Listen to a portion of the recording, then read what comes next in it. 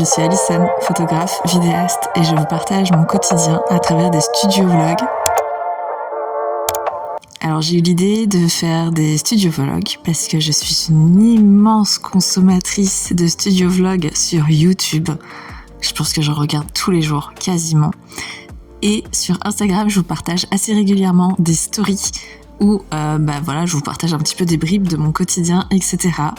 Et je me suis dit, pourquoi pas imaginer, créer un format qui soit un peu plus long, tout autant spontané, mais dans lequel je peux aller un petit peu plus loin dans l'explication, dans le propos, dans le process, et on va voir. Sur ce format, j'aimerais vous emmener avec moi dans mon quotidien, que ce soit en backstage de shooting ou tout simplement quand je passe des journées dans ma grotte à faire de la post-prod, ce qui est aussi une réalité, et vous partager un petit peu vraiment mon quotidien en immersion. Et je ne tiens pas en place, sachez-le. Il n'y a aucun monde où je reste assise sans bouger. Ça n'existe pas. J'adore dans mes projets clients et je pense que c'est vraiment mon fil rouge, c'est-à-dire d'aller chercher ce qui se passe derrière, aller dans les coulisses, comprendre le métier de mon client, comprendre ce qu'il fait et pouvoir réussir au mieux à partager, à créer des images qui vont correspondre à son univers, à l'ambiance de sa boutique, de son atelier, à sa personnalité pour tous ces enjeux de communication principalement et parfois pour eux-mêmes aussi. À titre personnel, je fais aussi des photos de portraits pour travailler l'estime de soi. C'est un sujet qui me passionne, de comprendre nos mécanismes, nos freins, comment on peut les lever, et je pense très sincèrement que si on ne comprend pas d'où ça vient, on ne peut pas les débloquer. Donc moi j'interviens comme une pierre sur un chemin. La photographie peut être une étape vraiment impactante pour gagner confiance en soi et avoir une meilleure estime de soi, s'adoucir son rapport à soi, à son corps, à ses cicatrices, à ses cheveux, à que sais-je. Mais en tout cas, c'est universel. Je pense qu'il n'y a pas un shooting. C'est très très rare. J'ai 99,9% de personnes qui me disent « Je déteste ça, je ne suis pas photogénique, je me déteste ». Et c'est assez violent, je trouve, comme propos. Ou, vraiment à l'aide en fait. Donc j'en ai un petit peu fait ma spécialité. Et en vidéo, je travaille principalement pour des professionnels où là, on va... pareil, avoir une approche très reportage, donc je vous emmène avec moi pour découvrir tout ça et vous montrer un petit peu la partie submergée de l'iceberg. J'ai bien envie aussi de vous partager des inspirations, de vous donner envie d'essayer, de tester des choses, d'oser. Je lis énormément, je ferai sûrement une vidéo aussi sur tous les trucs qui me font du bien et qui me permettent de poser mon cerveau, parce que quand on a un métier passion tel que la photo, la vidéo, un métier créatif, un métier passionnant et on est passionné, on s'oublie. On a tendance à s'oublier et avoir des activités extrascolaires, comme je les appelle, permet de poser le cerveau et surtout de faire autre chose. Parce que je pourrais littéralement travailler 24 heures sur 24. Ça ne me dérangerait pas, j'en suis capable. C'est très dangereux. Donc, on va aller explorer ensemble mon quotidien, vous donner des petits conseils. Je crée aussi un format de vidéo où je me montre, parce que ça me force à oser. Et moi-même, je me mets à la place de mes clients. J'ai réalisé il y a pas très longtemps un shooting pour moi. Vraiment pour moi, personnellement. Pour me faire plaisir, pour m'offrir aussi le regard de quelqu'un d'autre. Et ça me permet de me mettre à votre place et de comprendre 1000 choses sur ce que vous pouvez ressentir au cours d'un shooting. C'est loin d'être évident, je l'entends. Et du coup, ça m'apporte aussi des clés pour mieux vous aider, mieux vous mettre à l'aise pendant un shooting. Et qu'est-ce que je voulais dire d'autre ? Ça va être horrible. Il y a tellement de phrases que je vais commencer sans jamais les terminer. Je fais aussi des tirages d'art en édition très limitée et j'adore. J'ai commencé à les exposer. Ça va faire 1 an, je pense, que je commence à les exposer. sur des expositions petites ou très grandes. Et j'aimerais bien développer cet axe aussi, donc peut-être vous partager les coulisses, le process, comment je choisis mon papier, mon imprimeur, qu'est-ce qu'on en fait de tout ça, comment valoriser aussi ce travail. L'idée de ces studios vlogs, c'est aussi une très bonne excuse pour travailler mes skills en montage, en tournage, en cadrage, enfin tout simplement, donner du rythme, créer un univers, une ambiance, etc. J'ai commencé à faire de la vidéo, ça va faire 1 an, je pense, parce que mes clients, à ce moment-là, réclamaient beaucoup ce qui pouvait compléter leur shooting. À la fois sur des formats très courts, verticaux pour les réseaux sociaux, mais aussi des formats un petit peu plus travaillés pour du site internet, pour de la vitrine, etc. Donc l'idée a fait son chemin, mais je me sentais pas... Alors, syndrome de l'imposteur, bien évidemment, on ne le cite plus, mais je me sentais pas suffisamment à l'aise avec mes outils et en fait, je me suis vite rendu compte que c'était des excuses. Donc j'ai commencé à filmer avec mon matériel photo, qui fait extrêmement bien le job, finalement. Est-ce qu'on a besoin de plus ? À aucun moment, on ne va diffuser ce vlog ou votre vidéo d'Instagram sur un écran 4K au cinéma. Donc j'ai envie de vous dire, allons-y, n'est-ce pas ? Ces vlogs, ils seront tournés à la fois avec mon téléphone, qui est là, et qui commence un peu à vieillir, donc je suis pas sûre, et avec mon matériel que j'utilise pour mes clients, donc mon appareil photo. Là je suis sur mon Canon 6D par exemple, parce que c'est très pratique, parce que je peux retourner l'écran et avoir un retour de moi-même, donc c'est super. Et je vais vraiment au plus simple, je vais être avec un maximum de spontanéité pour vous partager un petit peu mon quotidien. Mais voilà, c'est une très bonne excuse et c'est un très bon exercice pour moi aussi de proposer ce format de vidéo que je consomme beaucoup, donc j'ai énormément d'inspiration, j'ai énormément d'idées. Mais voilà, vraiment pratiquer sur le montage et proposer des trucs un peu cool. Écoutez, vous emmener dans mon univers et vous faire découvrir des trucs, je l'espère.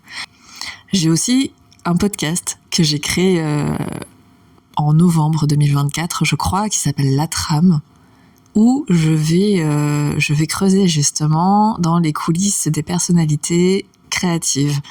Ce sont des créatrices, des créateurs, des artistes, écrivains, céramistes, brodeuses, j'en passe, qui ont un lien en tout cas avec les métiers de la création, et je m'intéresse à leur parcours, à leurs inspirations, à leurs influences, à leurs rêves, et je vous invite à aller écouter ça. C'est sur toutes les ondes et c'est super, et c'est vraiment super. C'est pas mal, je pense, c'est bien, non ?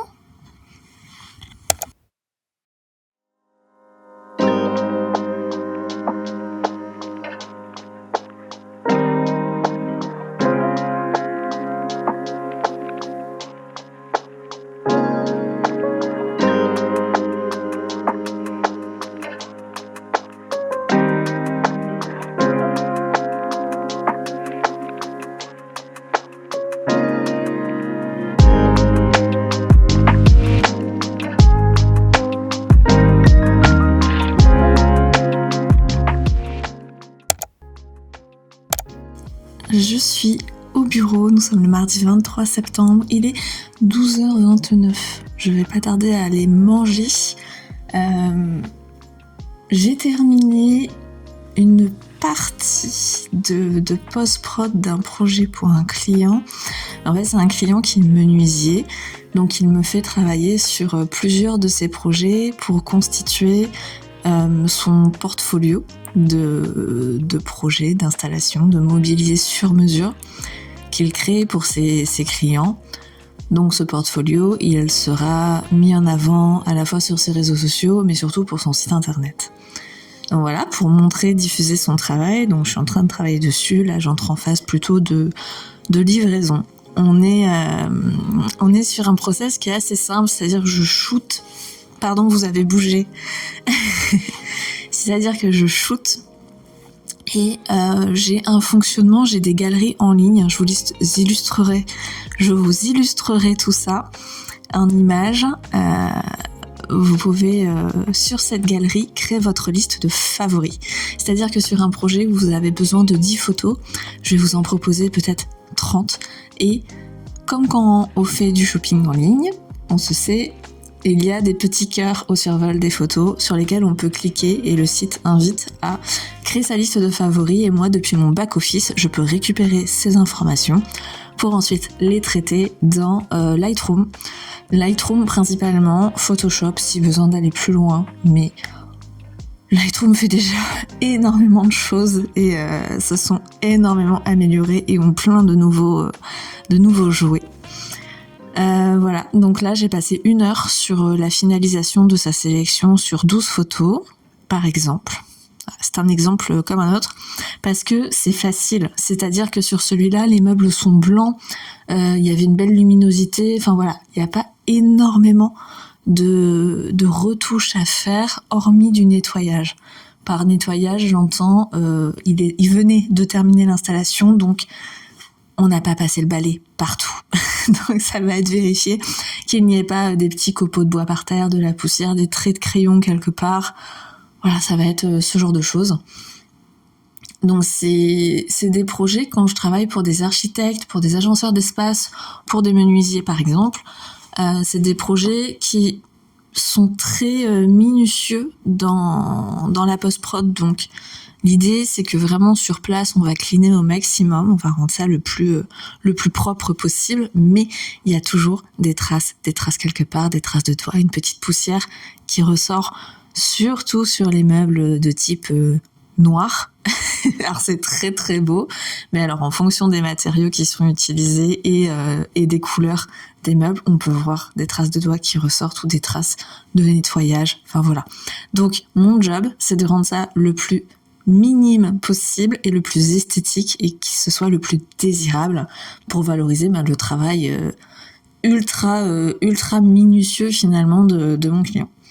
Donc voilà, ça c'est pour vous parler un petit peu d'un projet type, sachant que sur les retouches, je peux passer en moyenne, je dirais, je passe 10-15 minutes pour nettoyer une photo. J'ai mon chat qui gratte. Je reviens. Coucou! Donc je peux passer 10 à 15 minutes sur une photo, comme je peux y passer 1 heure, comme je pourrais y passer 3 heures, je pense. Donc là est toute la subtilité. Il y a des choses que moi je vois que mon client ne voit pas, des choses que mon client voit que moi je ne vois pas, et des choses que le commun des mortels ne prêtera absolument pas attention. Voilà, parce qu'il va passer dessus littéralement 10 secondes et il va passer à autre chose. Avec ce client, on a aussi réalisé un reportage métier, à la fois en photo et en vidéo, que je vais pouvoir vous insérer quelques extraits. Et l'idée, c'était vraiment de démarquer par l'univers le travail de cette entreprise. Alors il est tout seul en plus, enfin, il fait un boulot absolument monstrueux. Donc c'était plutôt cool à découvrir. Et puis j'adore dans des ambiances d'atelier. J'ai fait tomber mon trépied. Bon. Voilà. Une fois que j'ai votre sélection qui est triée sur Lightroom, je vais venir retravailler image par image et revérifier tous les petits détails. C'est une partie qui peut prendre vraiment beaucoup de temps et là, en l'occurrence, on va être sur du nettoyage principalement. Donc je vais aller checker s'il n'y a pas des petites poussières, s'il n'y a pas... J'ai vu dans les bords qu'il y avait peut-être un petit bout de bois qui avait peut-être éclaté. Donc ça va être ce genre de choses. Aujourd'hui, avec Lightroom, il y a l'intelligence artificielle qui est intégrée. Donc, on va pouvoir gagner du temps sur ces petits détails et avoir un résultat qui est assez correct.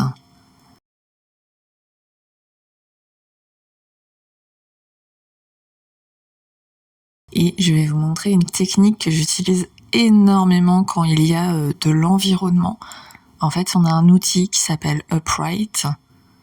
C'est des repères que l'on vient placer pour recadrer la photo, parce qu'un recadrage ne suffit pas toujours à réaligner et à créer une jolie perspective. Donc quand on veut quelque chose qui soit bien droit, bien carré, on vient utiliser, enfin moi en tout cas, je viens utiliser ce petit outil qui me permet de vraiment faire quelque chose de propre.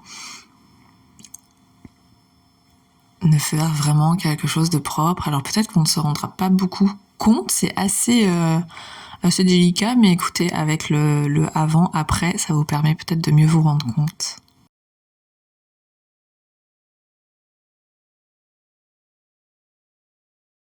Et je termine toujours par une réduction du bruit pour récupérer les ISO qui sont montés un petit peu trop haut en fonction de la luminosité du lieu. Et donc j'ai un mariage à traiter. Je n'ai pas encore commencé, il faut que je m'en occupe, il faut que je trie. Dans mon process, je trie en premier, ensuite je fais une première vague, c'est-à-dire que Lightroom permet de mettre des petites étoiles, donc moi je fonctionne avec le système de tri par petites étoiles, par système de notation globalement. Donc je mets une étoile sur les photos qui au premier tri me paraissent bien. Ensuite, je retiens les photos qui ont une étoile, je les mets dans un dossier et je retrie cette sélection. Et en faisant ces premiers calibrages, je vais me rendre compte qu'il va y avoir peut-être des doublons, peut-être qu'il va y avoir des photos que j'aime un peu moins. Donc voilà, quand je rentre un petit peu plus dans le détail, je retrie en même temps et après je propose la présélection au client. Donc ça, je peux laisser... Soit je peux aller très vite si je suis dans l'élan et que ça vient tout seul, soit je peux aussi laisser le temps de mûrir, c'est-à-dire que je vais revenir dessus, je vais faire une première présélection et je vais revenir dessus 1 jour, 2 jours, 3 jours après. Et là, en l'occurrence, sur un mariage, je vais livrer, il n'y a pas de phase de présélection, c'est directement une livraison de toutes les photos qui me paraissent retracer parfaitement l'ambiance du moment. J'arrive. Qu'est-ce qui se passe ? Je vous présente Automne, l'assistante du studio, qui n'est pas très concentrée, qui vient plutôt me rappeler à l'ordre pour que j'aille prendre ma pause déj. J'ai aussi fait un shooting vendredi après-midi, j'étais en shooting avec une artisane brodeuse. Ça va être trop beau. J'ai très hâte, donc il y a à la fois une commande de photos et de vidéos, et avec elle on va collaborer un petit peu sur la durée autour de ces projets. Et samedi matin, j'ai eu un shooting avec une masseuse énergéticienne. C'était trop bien, c'était trop beau, donc il faut que je lui fasse une présélection. Et hier, j'avais aussi un shooting portrait pro qu'on a fait dans un endroit absolument magnifique qui s'appelle Emeria à Dinard. Donc là, pareil, présélection à préparer. Ça va bien m'occuper.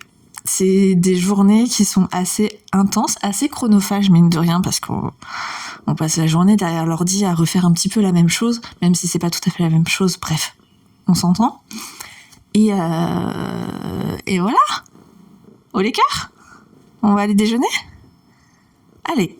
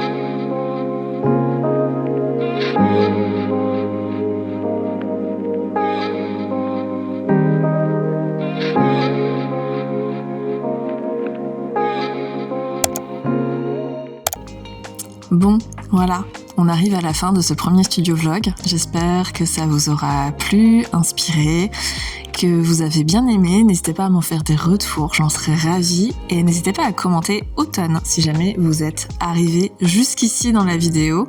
Je sais que bien souvent on commence les vidéos, on ne les regarde pas entièrement ou par bribes et c'est tout à fait ok. Mais toutefois, si vous avez tenu bon, n'hésitez pas à commenter automne. Elle sera très contente. Je vous laisse et je vous souhaite une très belle journée. J'espère qu'on se retrouvera autour d'un prochain studio vlog pour vous partager d'autres moments de mon activité et de ma vie. Je ne sais pas trop quelle sera la thématique du prochain, mais écoutez, je vais faire des formats assez simples et spontanés, donc peut-être une journée avec moi, une semaine avec moi, un shooting avec moi. Voilà, plein d'idées, mais en tout cas, je vous emmène dans ma poche pour vous partager un petit peu plus de mon quotidien. Tu veux dire au revoir ? Oui. J'espère que vous l'entendez. Tu dis au revoir ? Elle est trop mignonne. Allez, ciao.